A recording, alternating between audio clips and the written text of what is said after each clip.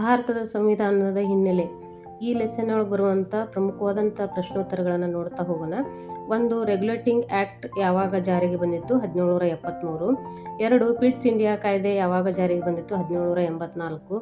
ಸನದು ಶಾಸನ ಚಾರ್ಟರ್ ಆ್ಯಕ್ಟ್ಗಳು ಯಾವಾಗ ಜಾರಿಗೆ ಬಂದವು? 1793ರಿಂದ. ಸನದು ಶಾಸನ ಚಾರ್ಟರ್ ಆ್ಯಕ್ಟ್ ಎಷ್ಟು ವರ್ಷಗಳಿಗೊಮ್ಮೆ ನವೀಕರಿಸಲಾಗುತ್ತಿತ್ತು? 20 ವರ್ಷಗಳಿಗೊಮ್ಮೆ. ಯಾವ ಸನದು ಶಾಸನ ಭಾರತದ ಗವರ್ನರ್ ಜನರಲ್ನನ್ನು ನೇಮಿಸಿತು? 1833. ಲಾರ್ಡ್ ಮೆಕಾಲೆ ಆಯೋಗ ಯಾವುದಕ್ಕೆ ಸಂಬಂಧಿಸಿದೆ? ಕಾನೂನು ಆಯೋಗ. ಭಾರತದ ದಂಡ ಸಂಹಿತೆ ರಚಿಸಲು ಅವಕಾಶ ನೀಡಿದ ಸನದು ಯಾವುದು? 1833. ಸ್ಪರ್ಧಾತ್ಮಕ ಪರೀಕ್ಷೆ ಜಾರಿಗೆ ತರಲು ತಿಳಿಸಿದ ಸನದು ಯಾವುದು? 1853. ಮೊದಲ ಭಾರತ ಸರ್ಕಾರ ಕಾಯ್ದೆ ಜಾರಿಗೆ ಬಂದದ್ದು 1858. ಮಹಾರಾಣಿಯ ಘೋಷಣೆಯನ್ನು ಎಂದು ಮಾಡಲಾಯಿತು? 1858.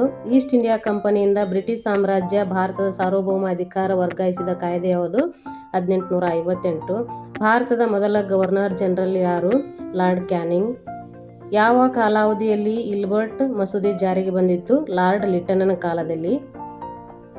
ಪಾರ್ಲಿಮೆಂಟೋ ಸುಧಾರಣೆಗಳು ಯಾವಾಗ ಜಾರಿಗೆ ಬಂದವು? 1909.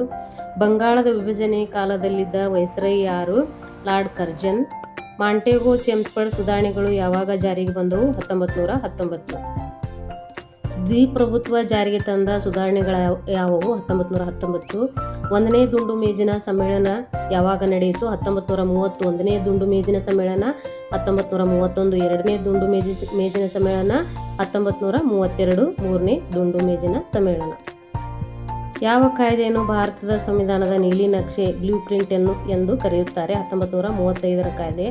1940 ಆಗಸ್ಟ್ 8ರಂದು ಹೊರಡಿಸಿದ ಘೋಷಣೆ ಏನೆನ್ನುವರು? ಆಗಸ್ಟ್ ಕೊಡುಗೆ ಎನ್ನುವರು. ಕ್ರಿಪ್ಸ್ ಆಯೋಗ ಯಾವಾಗ ಜಾರಿಗೆ ಬಂದಿತ್ತು? 1942 ಮಾರ್ಚ್ 22ರಂದು. ಲಾರ್ಡ್ ವೇವೆಲ್ ಯೋಜನೆ ಯಾವಾಗ ಜಾರಿಗೆ ಬಂದಿತ್ತು? 1945 ಜೂನ್ 29. ಕ್ಯಾಬಿನೆಟ್ ಮಿಷನ್ ಪ್ಲಾನ್ ಯಾವಾಗ ಜಾರಿಗೆ ಬಂದಿತ್ತು? 1946. ಕ್ಯಾಬಿನೆಟ್ ಆಯೋಗದ ಸದಸ್ಯರು ಯಾರು? ಮೇಲಿನ ಎಲ್ಲರೂ ಅಂದರೆ ಕ್ರಿಪ್ಸ್, ಅಲೆಕ್ಸಾಂಡರ್, ಲಾರೆನ್ಸ್. ಮುಸ್ಲಿಂ ಲೀಗ್ನ ನೇರ ಕ್ರಮ ದಿನ ಯಾವಾಗ ಆಚರಿಸಿದರು? 1946 ಆಗಸ್ಟ್ 16ರಂದು. ಭಾರತದ ಮಧ್ಯಂತರ ಸರ್ಕಾರ ಯಾವಾಗ ಜಾರಿಗೆ ಬಂದಿತ್ತು? 1946 ಸೆಪ್ಟೆಂಬರ್ 2. ಭಾರತದ ಮಧ್ಯಂತರ ಸರ್ಕಾರದ ನಾಯಕರು ಯಾರು? ನೆಹರು ಅವರು. ಭಾರತದ ಕೊನೆಯ ವೈಸ್ರಾಯ್ ಯಾರು? Mount baton. ಮೌಂಟ್ ಬ್ಯಾಟನ್ ಯೋಜನೆ ಜಾರಿಗೆ ಬಂದದ್ದು 1947 ಮಾರ್ಚ್ 24. ಭಾರತಕ್ಕೆ ಸ್ವಾತಂತ್ರ್ಯ ಸಿಕ್ಕ ಸಂದರ್ಭದಲ್ಲಿ ಇಂಗ್ಲೆಂಡಿನಲ್ಲಿದ್ದ ಪ್ರಧಾನಿ ಯಾರು? ಕ್ಲೆಮೆಂಟ್ ಅಟ್ಲಿ ಅವರು. ಯಾವ ಘೋಷಣೆಯು ಭಾರತ ಪಾಕಿಸ್ತಾನ ದೇಶವನ್ನು ವಿಭಜಿಸಿತು?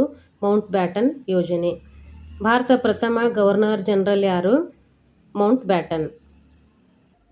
ಭಾರತದ ಭಾರತೀಯ ಗವರ್ನರ್ ಜನರಲ್ ಯಾರು? ರಾಜಗೋಪಾಲಾಚಾರಿ. ಭಾರತದ ಆಡಳಿತವನ್ನು ನಿಯಂತ್ರಿಸಲು ಭಾರತದ ಕಾರ್ಯಾಂಗ ಹುದ್ದೆ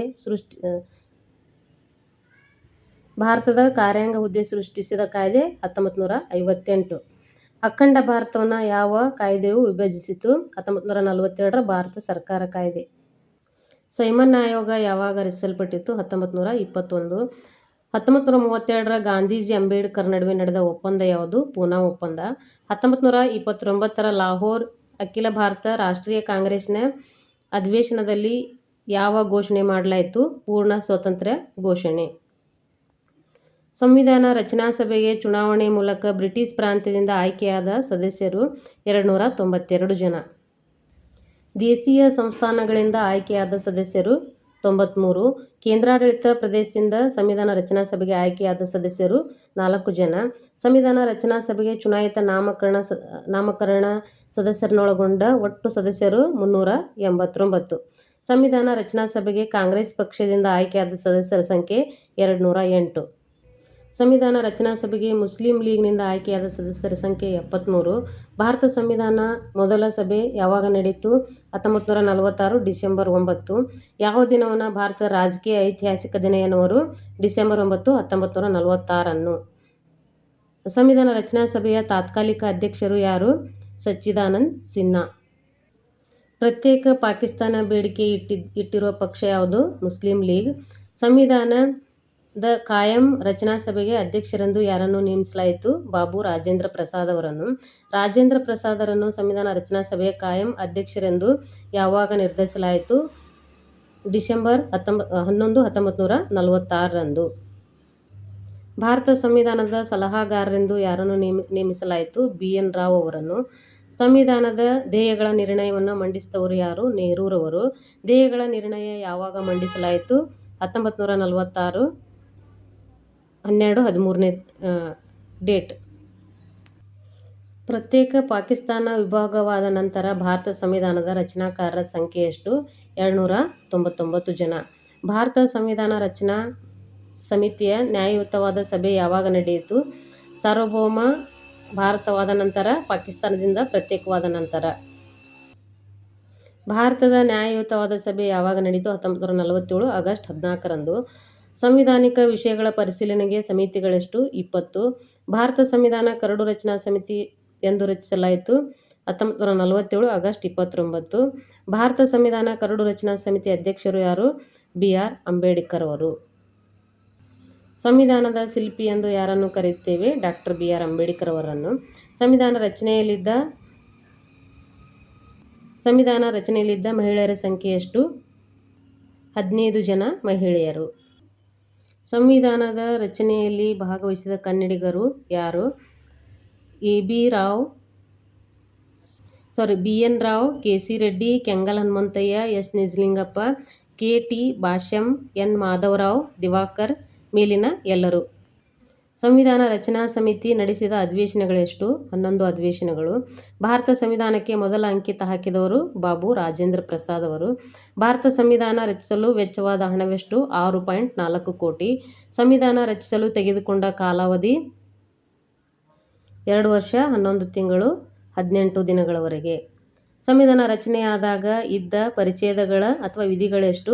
395. ಸಂವಿಧಾನ ರಚನೆಯಾದ ಸಂದರ್ಭದಲ್ಲಿ ಇದ್ದ ಅನುಸೂಚಿಗಳೆಷ್ಟು? 8. ಸಂವಿಧಾನ ರಚನೆಯಾದಾಗ ಇದ್ದ ಭಾಗಗಳು? 22. ಭಾರತ ಸಂವಿಧಾನ ಯಾವಾಗ ಜಾರಿಗೆ ಬಂದಿತು? ಜನವರಿ 26, 1950. ಭಾರತ ಸಂವಿಧಾನದ ಬಹುಭಾಗ ಯಾವ ಕಾಯ್ದೆಯನ್ನು ಒಳಗೊಂಡಿದೆ? 1935ರ ಕಾಯ್ದೆ. ಭಾರತ ಸಂವಿಧಾನ ಎಂದು ಅಂಗೀಕರಿಸಲ್ಪಟ್ಟಿತು? 1949, ನವೆಂಬರ್ 26. ಯಾವ ಸಂವಿಧಾನವನ್ನು ಎರವಲು ಸಂವಿಧಾನ ಎನ್ನಲಾಗಿದೆ? ಭಾರತದ ಸಂವಿಧಾನವನ್ನು. ಯಾವ ಸಂವಿಧಾನವನ್ನು ವಕೀಲರ ಸ್ವರ್ಗ ಎಂದು ಕರೆಯುತ್ತಾರೆ? ಭಾರತದ ಸಂವಿಧಾನ. ವಿಶ್ವದ 2ನೇ ದೊಡ್ಡ ಲಿಖಿತ ಸಂವಿಧಾನ ಯಾವುದು? ಯುಗೋಸ್ಲಾವಿಯಾ. ವಿಶ್ವದ ದೊಡ್ಡ ಲಿಖಿತ ಸಂವಿಧಾನ ಯಾವುದು? ಭಾರತ ಸಂವಿಧಾನ. ವಿಶ್ವದ ಚಿಕ್ಕ ಸಂವಿಧಾನ ಯಾವುದು? ಅಮೆರಿಕ ಸಂವಿಧಾನ. ವಿಶ್ವದ ಲಿಖಿತ ಕಠಿಣ ಸಂವಿಧಾನ ಯಾವುದು? ಅಮೆರಿಕ ಸಂವಿಧಾನ. ವಿಶ್ವದ ಅಲಿಖಿತ ಸರಳ ಸಂವಿಧಾನ ಯಾವುದು? ಬ್ರಿಟನ್ ಸಂವಿಧಾನ.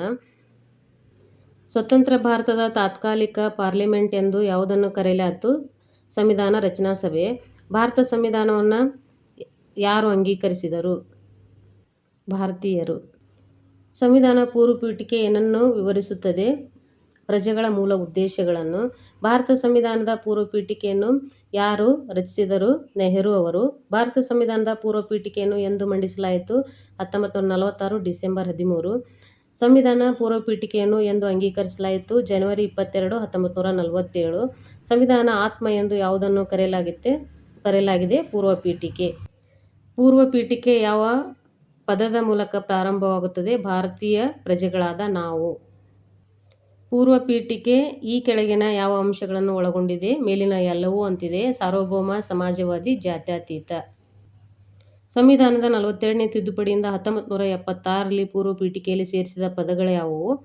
ಸಮಾಜವಾದಿ, ಜಾತ್ಯತೀತ. ಪೂರ್ವ ಪೀಠಿಕೆ ಯಾವ ಸಂವಿಧಾನದ ಎರವಲು ಆಗಿದೆ? ಅಮೆರಿಕ ಸಂವಿಧಾನದಿಂದ. ಭಾರತ ಸಂವಿಧಾನವು ಲಿಖಿತ ಸಂವಿಧಾನ. ಭಾರತ ಸಂವಿಧಾನವು ನಮ್ಯ ಮತ್ತು ಅನಮ್ಯ ಸಂವಿಧಾನ. ಜಮ್ಮು ಕಾಶ್ಮೀರಕ್ಕೆ ವಿಶೇಷ ಸ್ಥಾನ ನೀಡಿದ ಸಂವಿಧಾನದ ವಿಧಿ ಯಾವುದು? 370. ಸಂವಿಧಾನದ ಯಾವ ತಿದ್ದುಪಡಿಯ ಪ್ರಕಾರ ಮತದಾನದ ವಯಸ್ಸು 21ರಿಂದ 18ಕ್ಕೆ ಇಳಿಸಲಾಯಿತು? 61ನೇ ತಿದ್ದುಪಡಿ.